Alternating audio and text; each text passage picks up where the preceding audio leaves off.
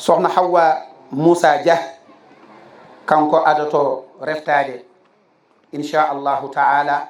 أعوذ بالله من الشيطان الرجيم بسم الله الرحمن الرحيم الحمد لله رب العالمين الرحمن الرحيم مالك يوم الدين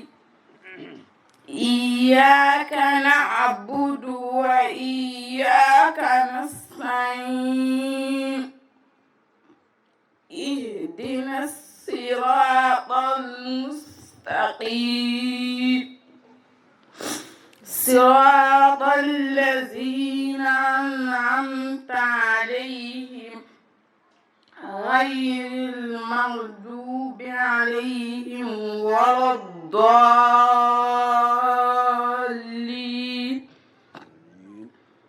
فاطمة إبراهيم جاء كم كنت فليتفضل. ألف لام ميم ذلك الكتاب لا ريب فيه هدى للمتقين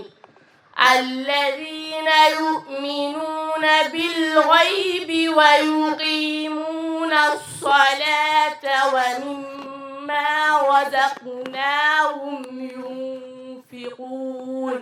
سيدة فاطمة بيد جاه كم كن فليتفضل. والذين يؤمنون بما أنزل إليك وما أنزل من قبلك وبالآخرة هم يوقنون أولئك على هدى من ربهم وأولئك هم المفلحون. صدق الله العظيم. بيتاتو رفتونوɓe ko ɓe jofnunoɓe eɗen gandi deftugal maɓɓe e niveau mo ɓe deftori o so tawi a wiyama ɓe ko renɓe walla ko ɓaaroɓe a yeddata eɗen gandi ɓe jangguinama jangde moƴƴere eɗen gandi kadi koɓe janggui ko ene latti ene selli ene seeñi nde wonno ko ahlul qur'an en tan jooɗi ɗo hennene ɗum noon ceerno maɓɓe jangguinannoɗoɓe o ceerno yo Allah heɓe moƴƴere. nde nelaɗo Allah sallllahu alayhi wa sallam yaltata aduna ko e duuɓi 17 o yarate ɓe yonenti mbiɗi guinna aduna boobu mu ngi am 18 ans nde wonno ko keblaɗo guila e fuɗɗode makko yo won tan ko woni ko konko dañ ko préparé won ca tambalem ngi ngirna nekk limu wara nekk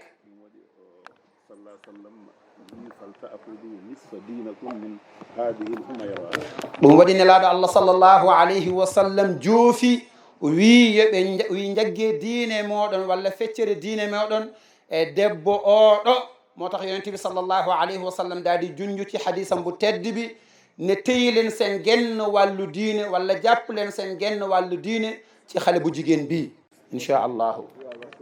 o kanko ne ko riwaya warsh e ceerno Ibrahima Abdoullahi Sow. أعوذ بالله من الشيطان الرجيم ألم نشرح لك صدرك ووضعنا عنك وزرك الذي أنقض ظهرك ورفعنا لك ذكرك فإن مع العسر يسرا إن مع العسر يسرا فإذا فرغت فانصب وإلى ربك فارغب والتين والزيتون وطور سينين وهذا البلد الأمين لقد خلقنا الإنسان في أحسن تقويم ثم رددناه أسفل سافلين إلا الذين آمنوا وعملوا الصالحات فلهم أجر غير ممنون فما يكذبك بعد بالدين أليس الله بأحكم الحاكمين. ceerno Ibrahima Beydi Dia kanko ne kanko rewata heen omo refto e riwaya Qalun inchallahu taala. أعوذ بالله من الشيطان الرجيم بسم الله الرحمن الرحيم إنا أنزلناه في ليلة القدر وما أدراك ما ليلة القدر ليلة القدر خير من 1000 شهر تنزل الملائكة والروح فيها بإذن ربهم من كل أمر سلام هي حتى مطلع الفجر بسم الله الرحمن الرحيم لم يكن الذين كفروا من أهل الكتاب والمشركين منفكين حتى تأتيهم البينة رسول من الله يتلو صحفا مطهرة فيها كتب قيمة. Uthman Abdullahi Dia kanko reftoto inchallahu taala omo janga kanko ne e riwaya Warsh. bismillah. أعوذ بالله من الشيطان الرجيم أفلا يعلم إذا بؤثر ما في القبور وحصل ما في الصدور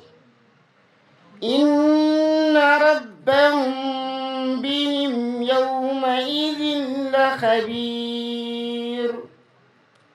بسم الله الرحمن الرحيم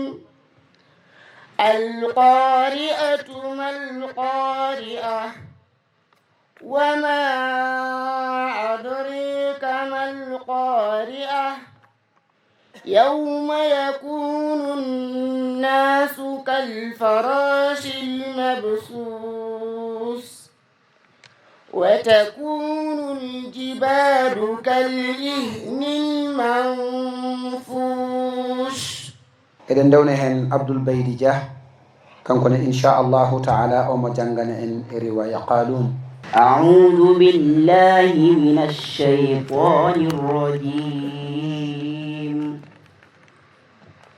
بسم الله الرحمن